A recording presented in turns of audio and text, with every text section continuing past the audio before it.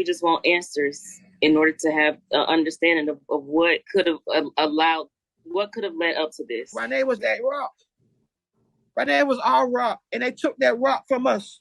They left it on I-10 unattended.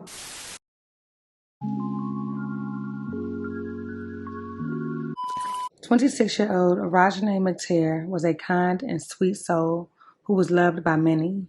Her family describes her as the glue that kept everyone together. She had a personality and smile that could shine 1,000 miles. In December of 2021, she graduated with honors from the Medical Institute of South Georgia's 2021 Medical Assistant and Phlebotomy Program. Rajane always presented an extreme level of dedication to her schoolwork and was really looking forward to working in the medical field and furthering her education. She loved having fun and living life to the fullest and was excited about celebrating her 26th birthday in downtown Jacksonville, Florida, with 2 of her close friends. Her family was looking forward to her return because they had a cookout planned for her. Little did anyone know, things wouldn't go as planned. Just before 3 a.m. on June 25th, the Florida Highway Patrol reported that a pedestrian had been struck by 2 vehicles traveling westbound on I-10 near Macduff Avenue. 26-year-old was hit and killed after celebrating her birthday. Both drivers did stop and they tried to help. Just hours after her birthday, Arajane was walking within the outside travel lane of I-10 westbound in Jacksonville when the right side of a vehicle struck her. Immediately afterwards, the front of a second vehicle also struck her.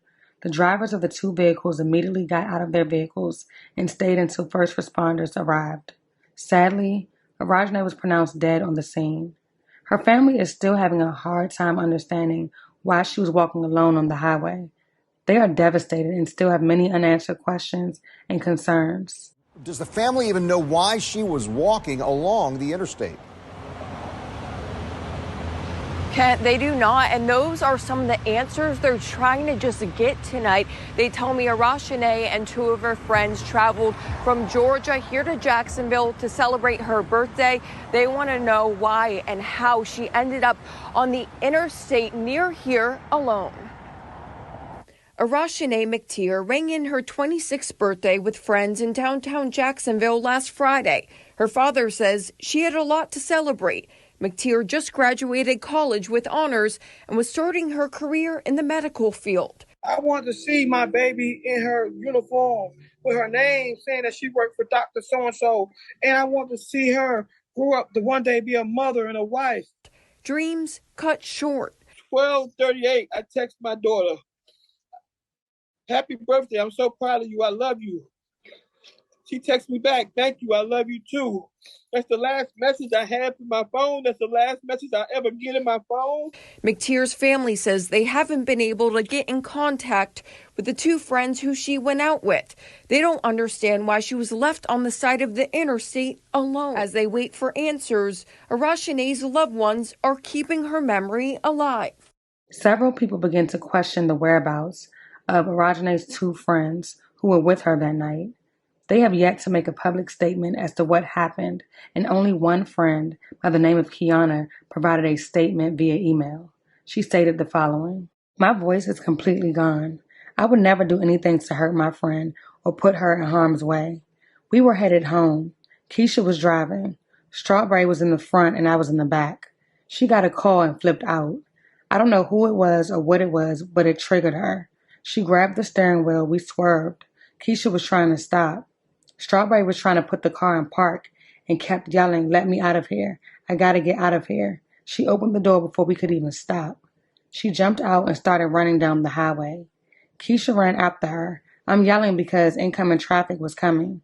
We hopped in the car to get off the exit and come back up so we could get her. We drove up and down the highway for hours. We went to the gas station and called the police. We waited on the police. They were no help. We drove back on the highway. We called every hospital in Jacksonville. Cops called us asking for information again, but did not disclose any information. We then called Highway Patrol. They couldn't give us info, but told us to check News4Jax. There was an article of a pedestrian being hit. We drove to the hospital closer to the scene. We didn't know what happened or if it was really her. They wouldn't give us any information, but confirmed it was a female. We immediately started reaching out to get her mom or sister's number and called her sister. There are several TikTok videos alluding to the fact that her two friends may know more than they are saying. This has not yet been confirmed or denied. As of Friday morning, Florida law enforcement officials had not released further information. To the agencies of the state of Florida, we just want justice for our baby. We want to know, how do you leave a young lady on Interstate 10 and there's no criminal, nothing? We want the police officers who investigate this like it's their family, like it's their daughter. We don't know what the laws are in Florida, but to put someone out on the highway, there's videos of the young lady and we're having so much fun, so we don't know what happened. I can't do this. It's the hardest thing I ever did in my life. Arajane leaves behind her nieces, nephews, and siblings. On July 1st, friends and family held a balloon release and a celebration of life in Douglas, Georgia.